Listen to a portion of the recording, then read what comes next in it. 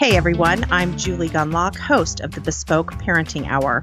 For those new to the program, this podcast is focused on how parents should custom tailor their parenting style to fit what's best for their families, themselves, and most importantly, their kids. So the viral videos are everywhere. All over the country, parents are pushing back on school boards and on the new woke policies they're trying to put in place. But I think it's important to point out that many of these parents aren't just challenging these woke policies. They're challenging the idea that these school board members get to do whatever they want with no accountability and no feedback or input from parents. I think parents have sort of had it with the audacity of these school board members who are elected. Not all school board members are elected. I think in some regions and cities, they might be appointed, but they're largely elected, and then they get elected and they go on these power trips. And we're seeing it all over the country where they don't even want to hear from parents. They're dismissive, they're smug, they're rude, they cut parents off, they cut their mics off. They sit up on these daises surrounded by plexiglass with masks on. They've been vaccinated for months. They make the parents stand behind plexiglass and wear a mask. That's what's going on in my school. But again, they clearly don't want to hear what's being said from these parents. And so I think there is just overall frustration with the attitude from a lot of these school board members. So one of the people that has had enough is Hannah Smith. She's a Texas mom who recently won in a special election in the Southlake, Texas area. That is a suburb of Dallas. In that special election, a whole new slate of candidates for mayor, city council, and 2 for school board, including Hannah, were elected in a landslide. And this next part is really important. More than 9,000 voters cast ballots, 3 times as many in similar contests years prior. It just shows that the apathy is gone. People care, and they're showing up. Hannah has an interesting story, and she's no stranger to education or law. Hannah graduated from Princeton University, where she focused on education policy, and then she went on to earn her law degree at BYU. Hannah spent the next 2 decades involved in high-profile litigation at top law firms and at the Supreme Court, where she even worked directly for Justice Clarence Thomas and Justice Samuel Alito, and later advocated successfully for religious liberty in state and federal courts, including 4 landmark victories at the U.S. Supreme Court. She has served as a legal spokeswoman on major news outlets. She's authored opinion pieces and articles on legal and religious liberty subjects. She's briefed policymakers at the White House, the U.S. Capitol, and State Department. And she's provided expert testimony in support of Justice Neil Gorsuch during his confirmation to the U.S. Supreme Court. In other words, she is no slouch. Hannah, in addition to all of that, Hannah has been an active member in her community, and she has volunteered in various community roles. And she says she's always cherished her role as wife and mother. She and her husband, John, have 4 kids. And I mean, these kids aren't out of the house. Her youngest is still in elementary school. So she's a very busy woman. Hannah, it is such an honor to talk to you. Thanks for coming on. Thank you so much for having me. It's great to be with you. Well, Hannah, there's a lot of interest in your story, and I know you've gotten a lot of media coverage and, from all sorts of media, and people, especially parents like me are interested in your story. I really kind of want to know and have you explain to the audience, was there something in particular that happened? Was there something that was sort of, I've had those moments where I'm like, I'm done, right? So was there something that happened or a moment, or was it sort of a slow build? Tell us a little bit about your decision to run for school board. Well, thank you so much for having me on, first of all, and I'm so excited to talk about this with your listeners. We moved to Southlake, Texas about 2 years ago, and we left the Washington, D.C. area because we wanted to raise our kids in Texas. We had lived here once before, and we knew what a great environment it was to raise kids in. Faith, family, and football, it's just a great place to live, and so we moved to a very conservative town. Southlake is in the middle of Tarrant County, which is probably the reddest county in North Texas. And we did that by design. You know, we wanted to live in a fairly conservative area, and we wanted to send our kids to public schools that reflected the values of that community. And so we were here and we were enjoying, our kids, in their new schools. And then COVID hit. And so we all, went home for COVID quarantine. And and it was during that time period that our school district tried to introduce this radical plan. It was a 34-page plan. It was called the Cultural Competence Action Plan. And parents were home. They were home from work. They were looking over their kids' shoulders on their computers, watching what they were doing in class, and paying much more attention to school board meetings. And I give you that background because I do think it is vitally important to the story and how it unfolded, because our community, when they saw what our school district was trying to do, rose up and said, we're not allowing that to happen. And that's really when I started to get involved, helping with our volunteers and our grassroots organization, mobilizing the parents to speak at board meetings, and really fighting back against that 34-page plan. So when the time rolled around to consider who would run for school board, I raised my hand and I said, if not now, when, and if not me, who, I just felt like this was the right time and the right place to be able to jump in. It's interesting to me to hear about this because, you mentioned you left the D.C. area. You wanted to raise your kids in a different environment. I'm still here. I live right outside of Washington in Alexandria, Virginia. And it's so nice to talk to you because I feel like I don't have to explain to you what a different world it is. I'm sure you know exactly what I'm talking about. It is a deep blue area all around. It's not just Alexandria, Arlington, Fairfax County. This is Virginia would be a red state if it weren't for Northern Virginia. And Northern Virginia is very much deep blue. And there is a sense of, I kind of want to talk to you about this too. There is a sense here of you just don't complain. Did you feel that when you were in this area? Did you feel a sense of sort of just don't complain, stay quiet, and also a sense that if you do complain, you might pay a price? Did you feel that way when you're here? I don't mean to pivot away from what you're doing, but I wanted to just get a quick sense from you of how you felt when you lived in this area. We loved living in DC area, and I totally identify with what you're saying. And we left in June of 2019, and I think it was just 6 months later that Virginia turned completely blue. All of the, top elected officials and all of the state government were Democrats.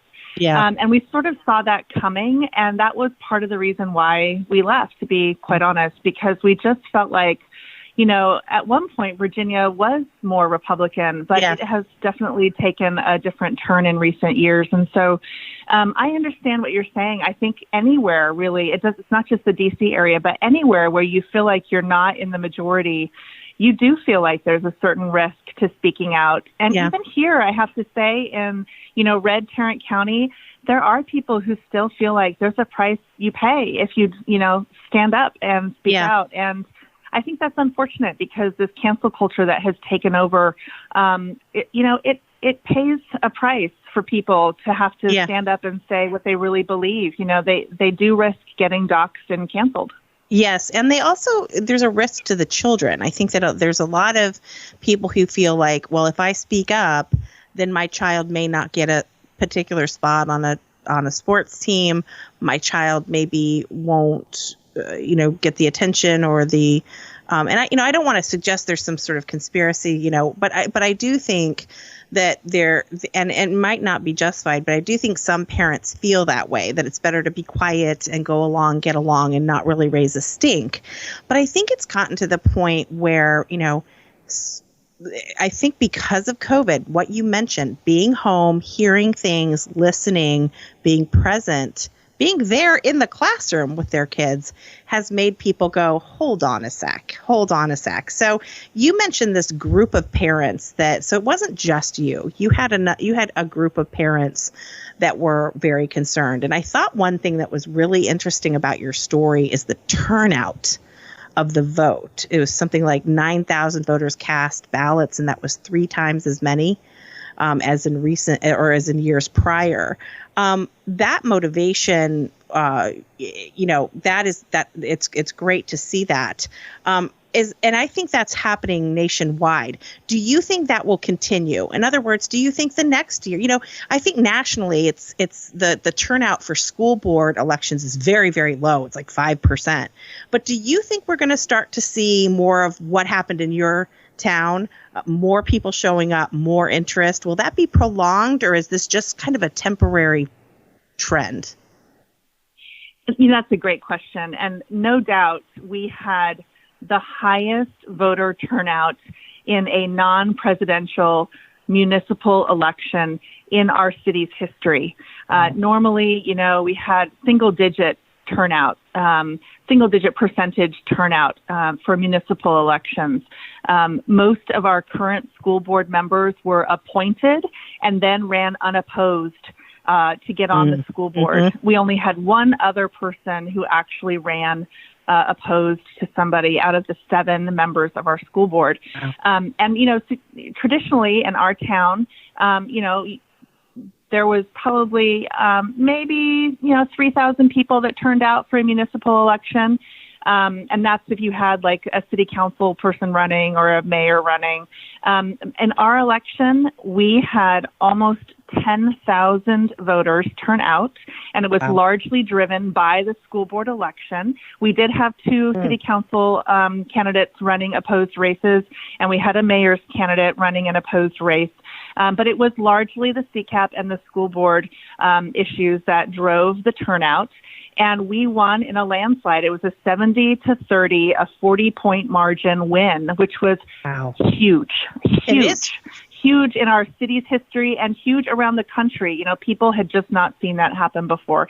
And I give credit to our amazing community. I mean, we had an amazing group of volunteers who helped us, who helped mobilize the vote. We had a wonderful PAC that was created, the South Lake Families PAC, that helped raise money and who sent out mailers on our behalf. We had an amazing Facebook page group that was set up where we could communicate with each other. Our campaigns had just amazing volunteers that helped knock on doors, pass out flyers, call and text people. We just had a really great ground game. And that infrastructure really helped us get our message out because we had a great message. And we, scheduled about 70 different meet and greets with different constituencies around our city and our school district to talk to the empty nesters and what this would mean for their property values, and to talk to the young families with pre-K students who are about to enter the district and what this would mean for their students' education in the future. And of course, then families that have kids in the district right now. So we really worked hard and it paid off. And I have to say it was a community effort. That's such a great story. It honestly is like this sort of all-American story, right? Of someone who just didn't really see themselves as, with a political future, or necessarily, and then you run, and the candidacy and the campaign and the volunteers are really people who feel passionately about this, and the candidate. And so it's just a great story. But your story is what we're seeing all over the country. There are others like this that are running on this, that are concerned about CRT, that are and critical race theory, that are concerned about, for instance, the 1619 curriculum getting put into schools, or people who are concerned about this, equity versus equality. This is a big thing in my, and I want to apologize to anyone who can hear the lawnmowers outside my house, and my windows are closed, so I apologize for that. But we'll get a little bit of landscaping on this podcast. So you have these sort of breakouts throughout the country, and yet in the mainstream media, you're hearing a narrative like CRT is not being taught, that parents who are upset about this and going to school board, because we've all seen the viral videos of parents going to school board meetings and saying, I don't want this in my school. And then you have charges that they are all sort of part of this AstroTurf, highly funded right-wing, program. That's not true. How do you hit back on that? How do you sort of, I'm sure, I don't know if you've gotten those kinds of questions in the media, but, parents are essentially, what I see in the mainstream media is telling parents, don't do this, don't complain, be quiet, and then kind of painting these parents like they're part of some, right-wing cabal that wants to essentially not teach about race at all in school, and not teach about slavery or Jim Crow or civil rights, which is absurd. But how do you respond to that kind of stuff? Well, there's a lot in that question, so let me address several of those points. So there were 2 seats that were open on our school board. So I ran for place 5, and then my fellow conservative, Cam Bryan, ran for place 4. And so we really had a dual message in our campaign, right? We were talking to people not only about why you should elect us to be on the school board, but we were educating them about the CCAP and about equity and about this new agenda. And so every time we met with folks, we were talking to them about what is the difference between equality and equity. Our system of government and our legal system is based on colorblind equality. It is based on the principle that everyone is equal before the law, no matter what your skin color, race, ethnicity, gender, disability, background. It doesn't matter. Everyone is equal, and we don't look at skin color. We are colorblind. And yet this new agenda of equity is really different from that. And it tries to twist the principles of equality by actually using race and using ethnicity and using gender as a basis for achieving certain equitable outcomes. So it's a really much more results-oriented outlook, right? It says there's all of these inequities in our society, so we have to use race as a mechanism to favor certain individuals so that they can achieve the results that we deem important. And that is a fundamental reshaping of American principles. It's just a very radically different approach. And so I would have to explain that to folks as we were talking about it, because, the progressive left wants everyone to believe, oh, these programs are really just about teaching kindness and respect and human decency. And I would say to people, if this plan was only about kindness and respect and human decency, I would be all for it, because those are the principles that I teach my children in my house. I teach my children to be kind to other people, to be respectful of different cultures. That's not an issue for me. The issue for me was the fundamental and radical reshaping of America through these educational programs that are just radically progressive. So I would try and explain that, and I think we got the message across. I think people were deeply concerned about that changing our school system forever, and getting to a point where we really wouldn't recognize our schools once this plan was to be in place. And you talked about being characterized as a well-funded right-wing organization. And I just want to address that really briefly, because Cam and I, each of us, raised over $60,000 for our individual races. And that is almost unheard of for a school board race. We raised more money than the city council candidates and the mayor's candidates in our same races who were conservative. So, it's really important to understand that all of that money, all of it, came from our community. Our community was so concerned about our schools being radically transformed that they opened up their pocketbooks and they contributed very generously. And so, this narrative that, we have this national right-wing, alt-right, white nationalist Christian, pack behind us that's funding us from money outside of our town is just false. It just wasn't the case in our race. You told that story, we'd have to explain first. It's interesting that's exactly right. When you are running against something like CRT, you do have to spend a while explaining this stuff, because what's very concerning to me is that, and I think more and more parents are aware that this is out there, and that, some of them may have a vague kind of concept of why this is bad, but there's an awful lot of people who don't know why a lot of parents are concerned. And that equity equality thing is so important to point out to people, because I've seen people say, I have some concerns about what I'm hearing about there, but I really believe equity is an important part of that should be an important goal. And I think, I've had the opportunity to sometimes ask people to their face and say, I just want to know, do you think equity and equitable or equality rather are equal words? Do you think they are interchangeable? And they always say yes. They don't understand what a loaded term equity is, right? And so, and how it's being used as a way to convey this idea of equality, that everybody has equality of opportunities. And when I try to explain, that's right, that it's outcomes. They're focused on the outcomes no matter what the situation is. But my point is in talking about this is it's really hard to explain this stuff. And I think you have to be a sort of a gifted communicator to explain the difference in a way that people can understand, because these are complicated. I mean, CRT, this sort of theory that only existed in law schools until recently, these are complicated topics. They're not easy to understand.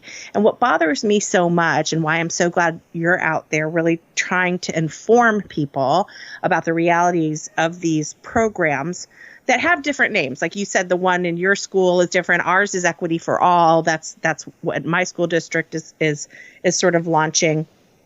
But, you do really have to explain these things. And I think it's so important that people understand this, because, and this is particularly upsetting to me, and I mentioned this earlier, that so many people think that this means that those who object to these sort of equity and CRT and are object to the sort of, the sort of horrifying part of our country being taught in schools. Nobody objects to that.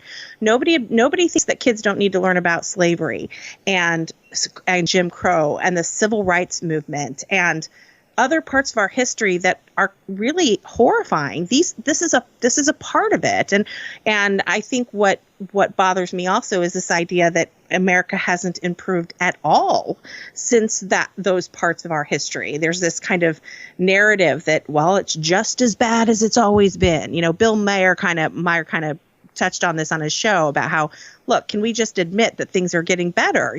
So it's this sort of very negative and kind of depressing message that I think that's what a lot of parents don't want to see. It's sort of the anti-Americanism. So it's great that you're also making education or made education a part of your campaign. I think that's so important. Were people people responsive to it? And yes. Absolutely. I mean, I think people were really concerned because they see these words that have normal meanings that everybody understands, and they see these words being changed. We're witnessing right now, I think, a moment in our culture and society where words are being redefined to be used and weaponized for a particular political agenda.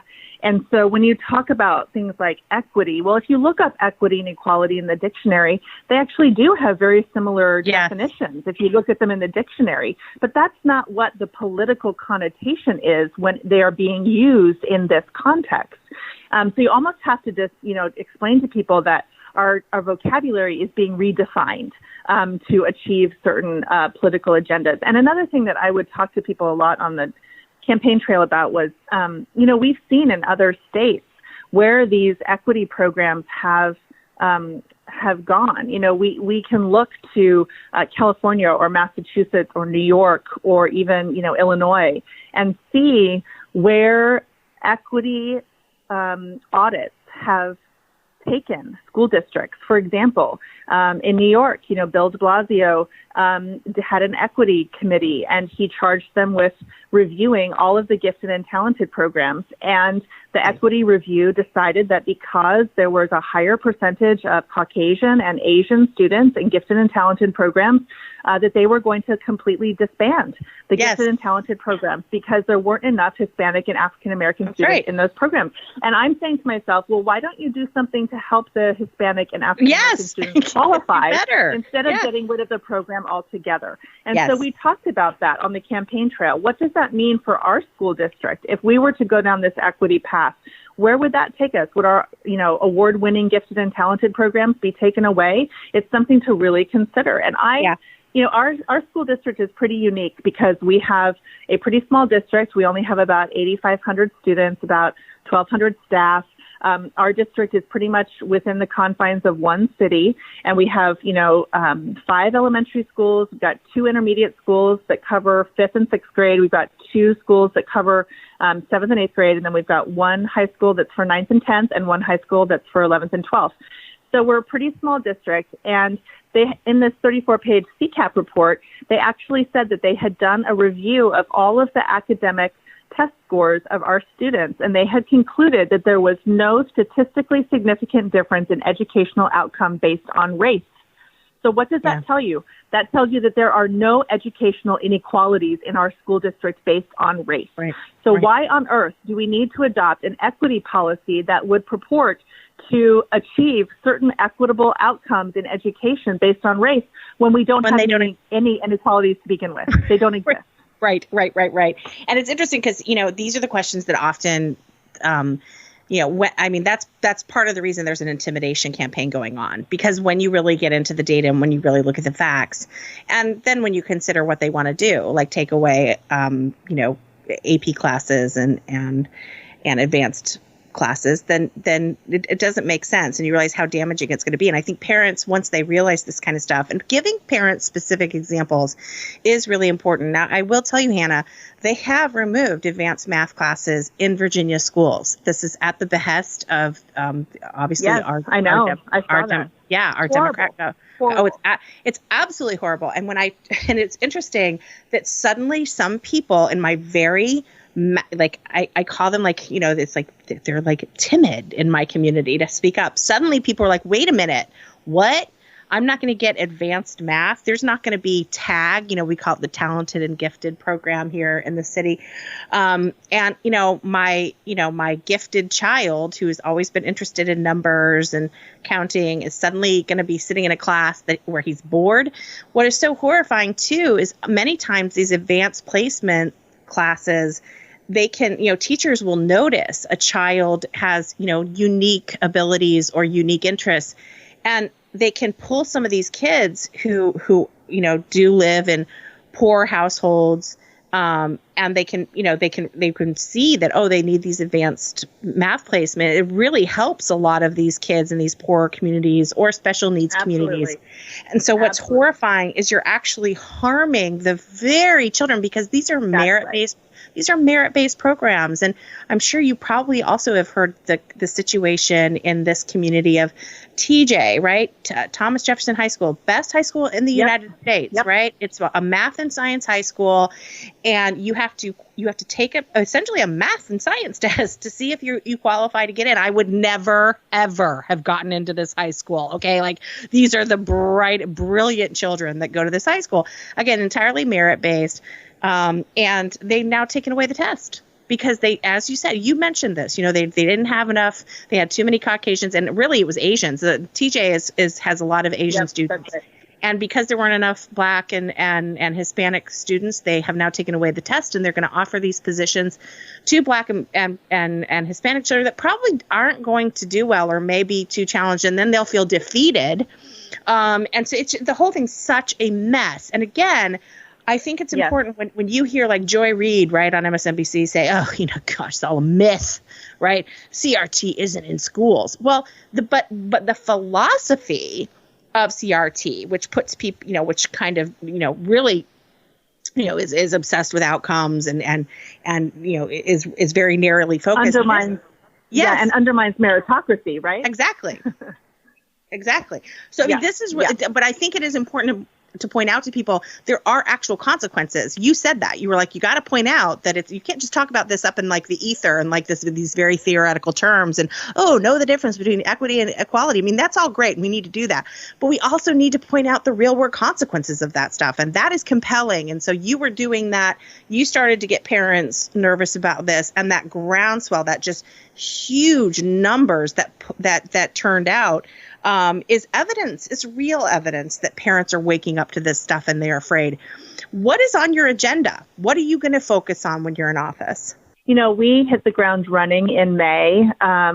We took our oath of office in mid-May, and one of the very first things on the agenda was to look at the preschool curriculum. And our state required a new preschool curriculum. And so we started doing some research on it, and the social emotional learning component of the pre-K curriculum was provided by a company whose website talked all about SEL as a lever for equity. Yeah. So on our very first meeting, we had to go and ask, could we please, postpone this discussion and let's look into this a little bit more so that we can make sure that we're not introducing equity through the lens of social emotional learning in our pre-K curriculum. I mean, it starts that young with these people. And the fact that, they say, oh, CRT is not really in school. We've heard that so much. And I have to tell you, again, parents being home during COVID and seeing what their kids were doing, they saw it. I mean, there are, so many examples that I have collected from around the country where white kids were given assignments to go home and, write an essay on their white privilege and all of the ways that they're privileged over, people of color. And you know what I say to that? I say that's not only damaging to the white kid, but that is also demeaning to every student of color in this entire country. Yes. That you suggest that students of color are automatically in a position of inferiority just because of their skin color. I cannot think of a more demeaning thing to say to a young student than that. And I think that's why I'm really opposed to it. It's not just, it's both sides that really suffer. When we start, educating our kids that one side is an oppressor and one side is oppressed, and you can never overcome those labels. That is inherently destructive and will do great damage to our kids. It's abusive. And what upsets me too, Hannah, is they are starting all of this intersection of, COVID and George Floyd and the BML rallies and protests and the looting that happened this summer and then people staying home. And also we know the reports on children experiencing greater levels of depression and anxiety and higher rates of suicide, more trips to the emergency room. I mean, just horrifying data on this. And then you have them returning to school, and many schools since the death of George Floyd are now instituting these CRT policies. Many schools have now adopted the 1619 Project curriculum, which is a joke. I mean, and this isn't just some right wing thing. I mean, the nation's most respected historians have written sort of alarming letters about how this is not factually based, and this is sort of historical fiction, essentially.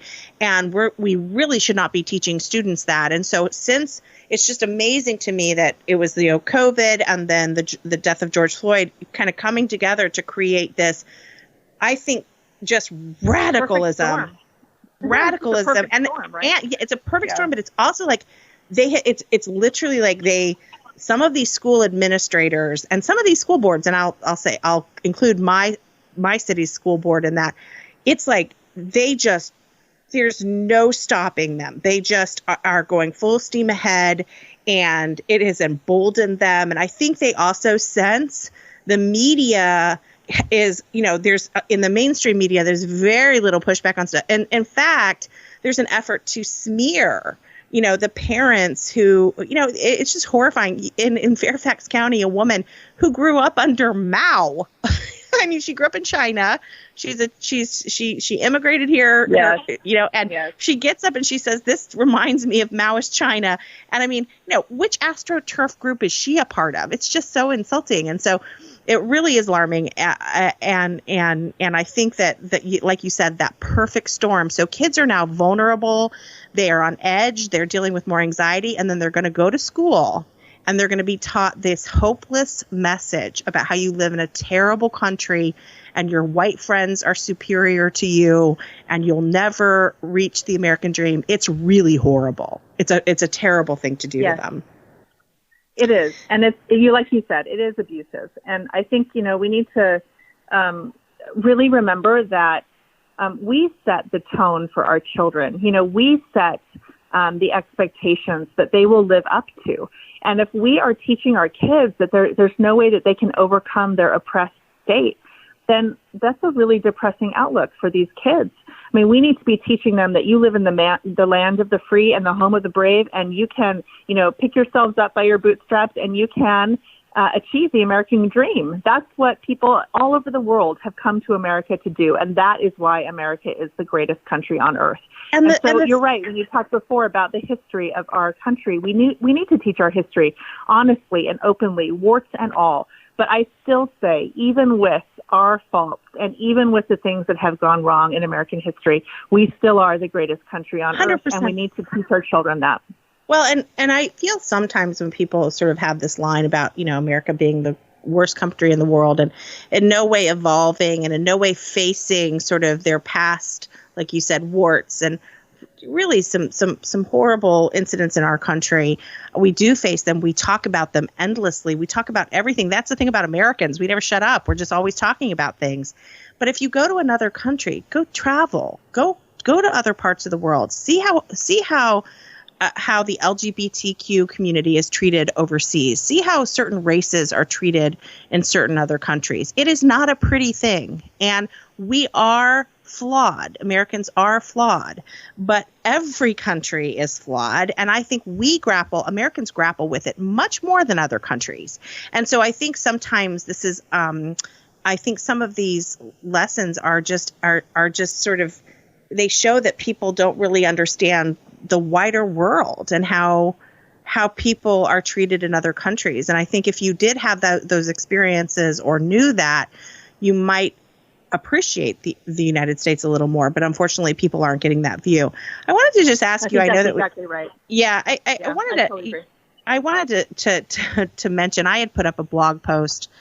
And I want the listeners to understand the difference here and how great it is, because I think, obviously you've been elected and you clearly want to have rigorous conversations. You want to have these conversations. You want to talk about this.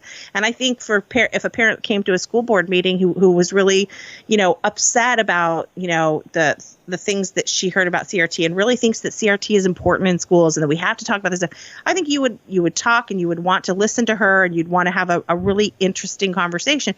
In my town, I sent you a picture. I put this blog post up this week about how my town school board, we had a school board meeting and the entire school board came out in, I am on an anti-racist journey. This is the words of Kendi X Abraham. He's I got that wrong. It's Abraham X sure. Kendi. Sorry. Yeah. He is a part of sort of this movement, right, to get this sort of anti-racist training, which is all kind of connected. It's all sort of these things all connect, the anti-racist training, the CRT, the 1619 Project. Yeah. So, I talked about how intimidating that would be for a parent who might be worried about this stuff and genuinely worried, not like, just have questions or just say, I've read some worrying things about this. I mean, they come out with these T-shirts that say, I'm on an anti-racist journey. I found that deeply irresponsible for a school. And it shows the groupthink. It shows that they have decided and that they're not interested in alternative thought or any, pushback. And I just love your opinion on that. As a sitting school member, what did you think of that? I apologize. I don't know that you got the picture. We sent it on, but I assume you did. Yeah, no, I really want to encourage everyone who's listening who has any concerns about this being in their school district to do what we did. And I didn't mention this before, and I want to make sure and do this before we move on. But we issued hundreds of open records requests to our school district to get the information that we needed to be able to fight back. And it was through these open records requests that we found the slide decks that were used for the teacher and administrator training in our district. And one slide deck in particular from an administrative retreat in 2019 was replete with CRT concepts, teaching the staff about white privilege and white supremacy and white fragility and intersectionality. And there was even a slide that asked people to reflect in their groups about characteristics of white culture. And so when they say, this is not part of your school district, you need to do some open records requests to show that it is. And so this 34-page plan, the Cultural Competence Action Plan that they wanted to pass in our district, had so many things wrong with it, but it was fundamentally an assault on basic American principles of free speech, due process, freedom of association, freedom of religion. They wanted to track microaggressions. They wanted to do audits of our student clubs, including our student religious clubs. Oh, wow. They wanted to do audits of our curriculum. They wanted to do invasive teacher trainings that were probably a violation of Title VII, grouping teachers by race and talking about issues of race. They actually did an exercise with our teachers that was called How Diverse is Your Universe? And they asked teachers to pick out a bead from a cup, and the bead would reflect the color of skin of their spouse, their friends, their neighbors, their doctors, their attorneys, their colleagues, the people they go to church with. And then they were supposed to look in their cup and see if their beads were too white. So these were the kinds of things that they were doing with our staff. They wanted to implement a teacher performance review mechanism where they would see if our teachers were sufficiently woke to consider whether or not they should stay on in their position. There were just page after page of radical things that they wanted to introduce into our school. And so when you say, and when they said, well, it's not really CRT based, the word critical race theory is nowhere in the CCAP. That's really not the point. The point is that all of these things that they wanted to introduce were a fundamental attack on the basic principles of American democracy: free speech, freedom of association, Title VII protections, Title VI protections, all of these things that, create a colorblind society. They wanted to strip those away. And that is fundamentally a neo-Marxist critical race theory type effort. So I would really encourage anyone whose district wants to, adopt an equity policy, push back. You've got to stand up and you've got to say no. We don't need these policies. We've got all of the laws that we need in Title VII and Title VI, and in the federal laws that protect against race discrimination in our country. We don't need anything more. And, what we said on the campaign trail, I continue to say as an acting school board member, we need to enforce our student code of conduct. If there are kids that are being bullied because of their race, if there are kids that are being harassed because of their gender orientation, if there are kids that are really hurting, and there are, occasions when the student code of conduct is not being enforced, when it's not being used to protect those kids, we have to make sure that they are protected. No one wants anyone to be discriminated against, and no one wants anyone to be hurt. But what we don't want is for our schools to be radically transformed so that we don't even recognize them in 10 years. So that's really what we're trying to do as members of the board right now, is just make sure that our student code of conduct is enforced, that we have the proper mechanisms in place to make sure that kids are safe when they come to school, but we don't need this radical transformation. Hannah, you are so eloquent on this issue. What can I do to get you to move back to my town and run for school board here? That would be great. I can offer you about $10 and a couple casseroles, to make your move easier. It takes a village. I tell you, it takes a village. Well, I will tell you, I am a little bit jealous. My husband and I always kind of tossed around the idea of moving. And I think to some degree, that is also important to do. I think, yes, fight back in your community. But I think for me, with the entire school board and the superintendent trotting out to the dais at the school board meeting, wherein we are on an anti-racist journey, and with people on their at home, officials zooming in with it being used as their background, there is a sense of, oh, good God. And, what can it's so in the bag, right? They're never and they don't want to listen to parents. So I think part of fighting back is also finding communities that are better.